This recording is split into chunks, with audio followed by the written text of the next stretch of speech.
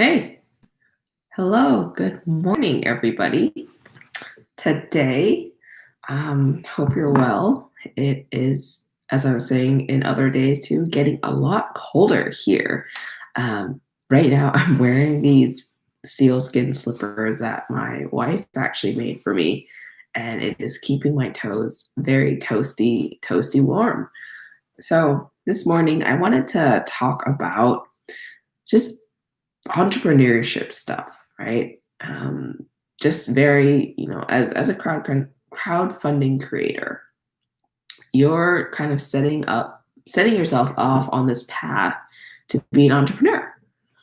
Whether you're interested in the ideas of entrepreneurship, the ideas of that, founder life, the idea of being someone who, identifies or doesn't identify as an entrepreneur or not, by, you know, building this product and launching your idea, you're essentially becoming an entrepreneur, whether you think you are or not. And so I wanted today to talk about a few things that have to do with entrepreneurship. And one of the main things is kind of trusting your instinct and simplifying, right? That's kind of one of the most important things to do. And as entrepreneurs, we keep trying to, follow all these shiny objects. We keep trying to learn all these things. We keep trying to like figure things out. We keep trying to do more and more and more and more. But sometimes the answer to your question as an entrepreneur is just, to slow down. Sometimes the answer to the question is to um, just kind of stop, take a look at what is going on, and realize that everything that you're doing might be just overcomplicating things for yourself. So let me take myself as an example because why not, right? I'm working with people in crowdfunding. I'm trying to learn strategies and learn tactics and teach these strategies and tactics to entrepreneurs who want to crowdfund their stuff. And so I'm pretty much an open book. So recently, what I've been trying to do is I've been trying to grow this group on Facebook. I've been trying to grow this group of people who want to create and launch board games on Kickstarter. I've been, trying to grow that since about April now. So it's about April of this year now. And I made a goal for myself about a month ago that pretty much said, hey, I'm gonna do whatever to get this group to 1,500 people. This was a month ago. I had about 700 people. And so I was gonna try to more than double it, double that group in October, November, December, in about 3 months. That was my goal, right? More than doubling the group members in about 3 months. And so what I set off to do was make a list of all the things possible to do. I actually like asked people on Facebook too. I was like, hey, how do you grow the groups? Like, how do you grow your groups? How do you grow your email list? How do you make sure that you get to this goal, right? How do you, as content creators, as entrepreneurs, as people who need your own lists, need your own groups, need your own kind of people to talk to and talk about, and when it comes to whatever you're doing, right? Whatever domain of expertise you're in, what do you do to grow your group? And so lots of people came in and like said what they were doing. People were running virtual summits. People were talking about branded content. People were talking about things like partnerships. People were talking about a lot of things, right? People were talking about a lot of things. And I was like, great, there's a lot of these ideas. And so I took down all these ideas. Like the board, there's a board behind me, a whiteboard behind me, and it was full of ideas. I just kept writing and writing and writing all these ideas and taking down notes and coming up with all these different ideas. And then I was like, great, these all seem like amazing, incredible ideas. Let's do all of them. I just said that to myself. Let's do all of them. Why not, right? Because if things don't stick, then I tried them. If things work, then that's great. And so I think there were like 15, maybe 20 ideas on the board or something like that. And so I set off to do them. I started doing, it was things like, how do you running a virtual summit just for marketing for board games? And I was like, okay, let's start like learning how to run virtual summits. It was things like write weekly blog posts. And so I started drafting these blogs for every single week from September all the way till December. There were things like, um, it was like partner with other brands and create like exclusive content or exclusive whatever for the actual Facebook group itself. There's all these different things. And I was like, okay, well, if there's all these different things, then, let's do them all. And so again, I was like trying to figure all this out. I was doing all these things. And then like a week or two into it, probably 2 weeks into it, I started feeling that weird feeling in the bottom of your stomach when you're not really trusting what you're doing. And I started feeling kind of like pulled in multiple directions as all these projects were starting to be up in the air.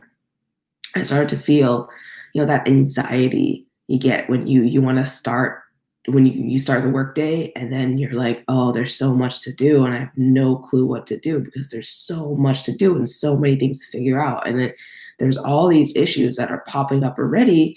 Like for example, this like uh, partnership with a different like company to create a exclusive product, right? So like, okay, cool. The legal terms are there, like how to's there, like the timeline's really quick. And then it came to the fact that I have to like actually create an exclusive product. I have to like design it, make it, and like send it to them, right? And that was like, oh no, that's a giant like piece of the puzzle that I didn't think about. And I was like, oh no, I don't have the design skills. And then that started worrying me and like freaking me out and giving me anxiety.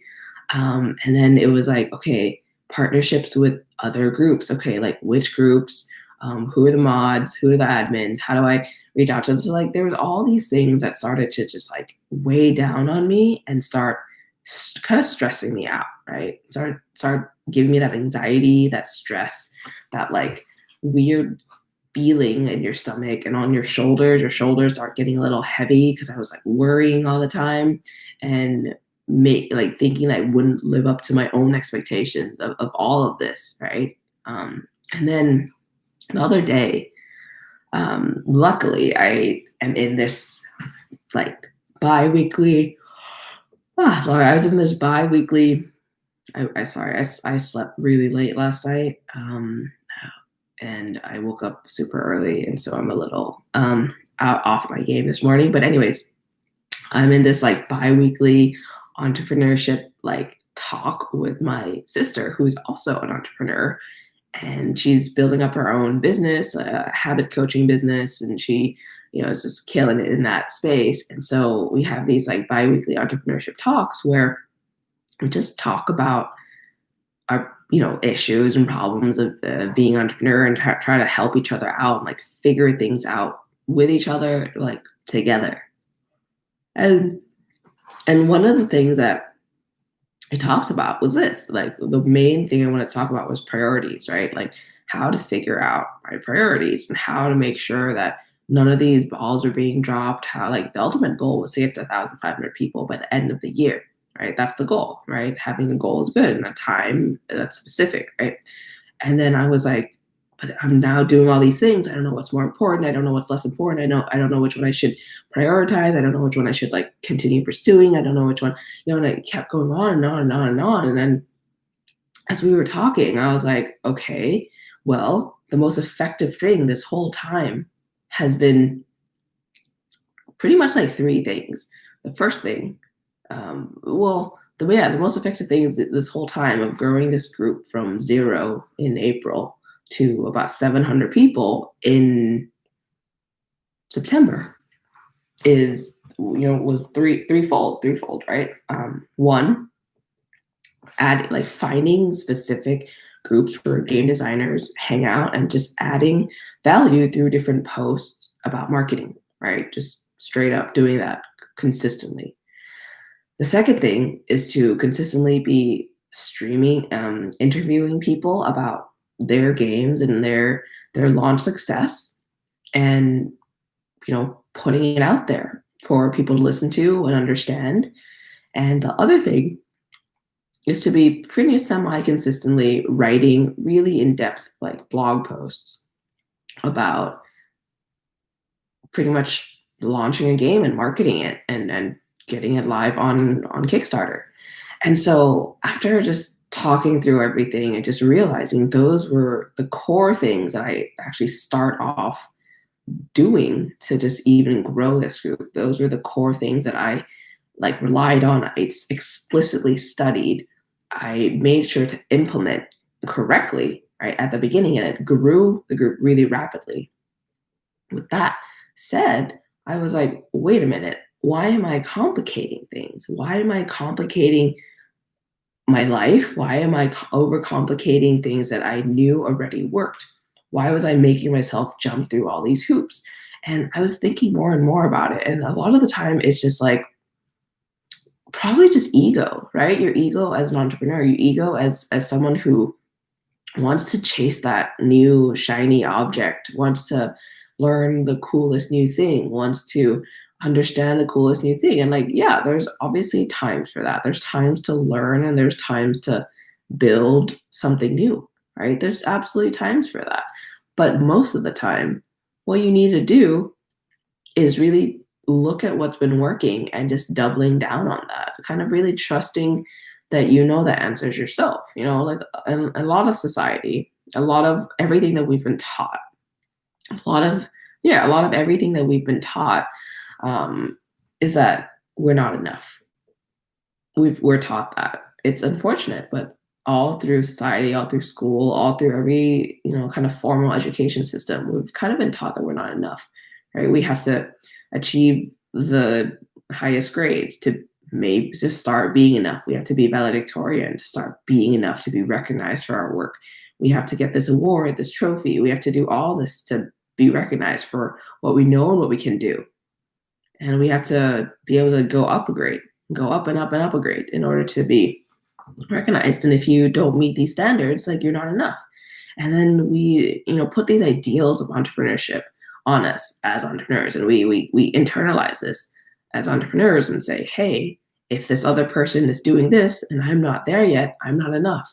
If this other person has grown their group to like 10,000 people and I'm not there yet, I'm not enough. If this person is like activating this type of, I don't know, like cool marketing campaign and I haven't done it, then I'm not enough. And then we feel bad about ourselves. And when we feel bad about ourselves, we start kind of grabbing at straws. We start grabbing at, anything that we can kind of grab at to make ourselves feel like we're doing something more, to make ourselves feel like we're doing something better and we're doing something to push us forward, right? And that's kind of the curse of entrepreneurship in a way. Like a lot of people call it shiny object syndrome. A lot of people think that it's because entrepreneurs just like testing and trying new things, right? But I think on the flip side, it's not exactly shiny object syndrome. I think on the flip side, it's more like that we don't feel like we know enough and we don't feel like we are enough to do what our goals to really just complete our goals pretty much.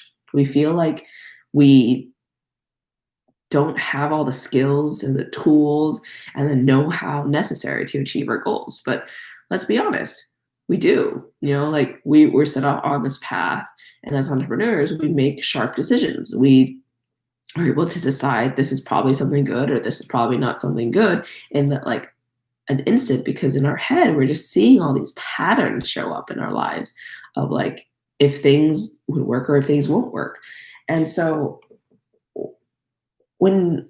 basically what I'm trying to say is that like as an entrepreneur, as a creator, as someone who's building a product from zero, and someone who's building this incredible idea from something you had in your head and you just it's never been there before, right? Something completely new and novel, and there's like no blueprint for this, right? There's no blueprint.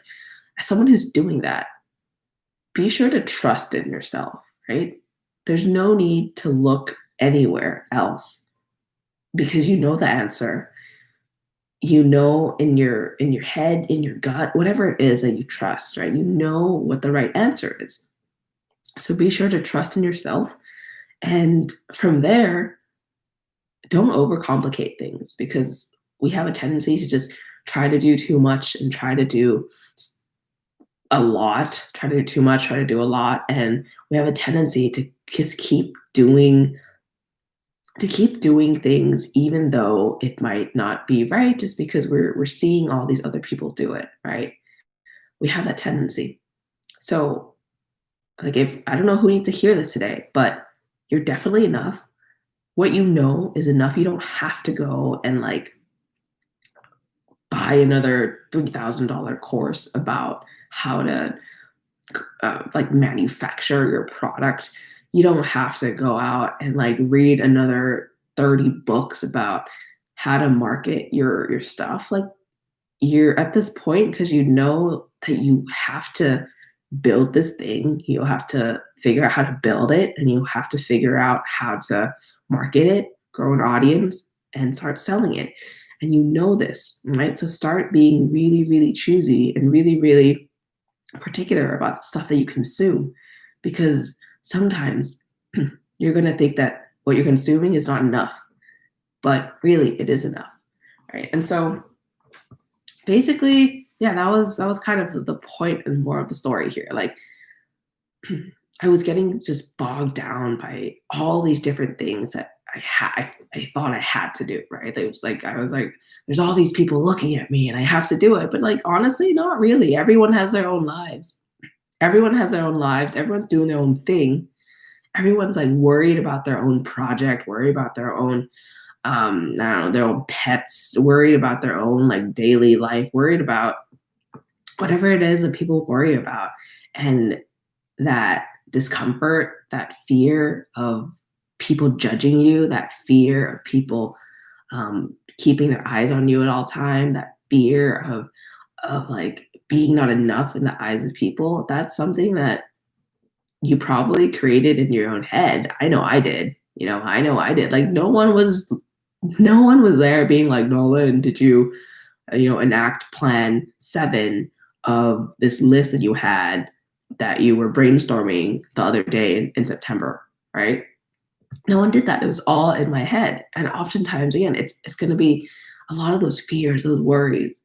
They're all in your head, right? They're all in your head, and you are limiting yourself to what you can do. And I think a lot of the time, people who don't become entrepreneurs, or people who don't like entrepreneurship, or people who kind of stop, or people who fail and then they don't come back again, right? Fail and they don't try to relaunch, or fail and they say, this was an absolute failure, I'm a failure.